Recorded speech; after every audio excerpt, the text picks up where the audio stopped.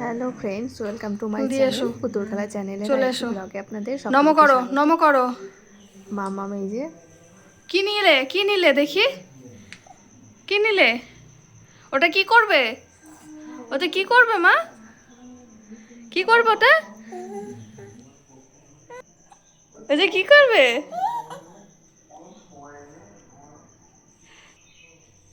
কি খাচ্ছো?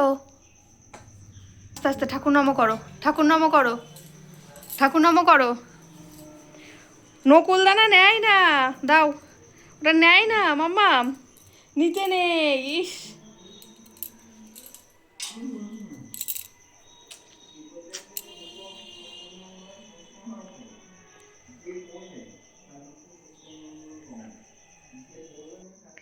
এই যে দুপুরবেলায় চলে এসেছি।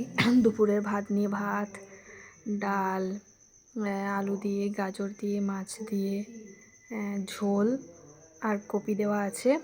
আর ওই যে একটা পোস্ত হয়েছে, আলু, গাজর, বিট, মটরশুঁটি এই সমস্ত সব কিছু দিয়ে একটা পোস্ত।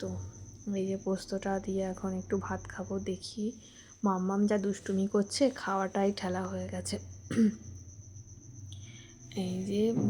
এই যে পাঁচমেশালি ঝোলটা আমাদের বাড়িতে প্রত্যেক দিনই হয়। পাঁচমেশালি মানে আলু, গাজর, বিনস, বিট, এই কপি টপি এইসব দিয়ে, মাছ দিয়ে পাঁচমেশালি ঝোলটা প্রত্যেক দিনই হয়।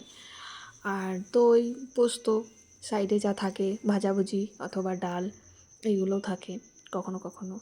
পোস্তটা দিয়ে ভাতটা খেলাম, ভালোই লাগলো, খারাপ লাগলো না। এরপরে মাম্মামকে খাওয়াবো।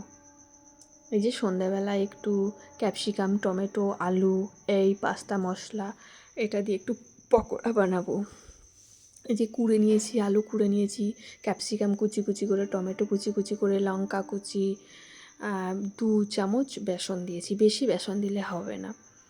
দিয়ে এটাকে ভালো করে ফাটিয়ে নিয়েছি। এই যে তেল গরম করেছি, তেলটা গরম করে শুরু করেছি ভাজা। খেতে ভালোই হয়, খুব একটা খারাপ হয় না। পাস্তা মশলাটা দেওয়ার কারণ হচ্ছে কি,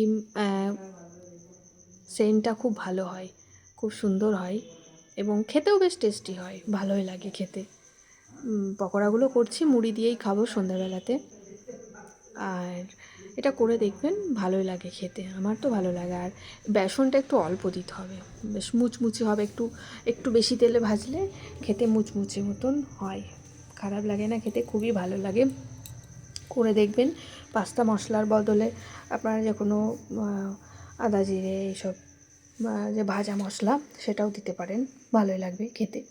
আর হালকা অল্প একটু লবণ, এটা খেতে ভালোই হয় সন্ধ্যাবেলায়। এই যে লাল লাল করে ভাজতে হবে, মুচমুচে হবে। মুচমুচের জন্য একটুখানি হালকা চালের গুঁড়োও দিয়ে দিতে পারেন। এই যে মুড়ির সঙ্গে নিয়ে নিয়েছি, খেতে বেশ ভালোই হয়েছে।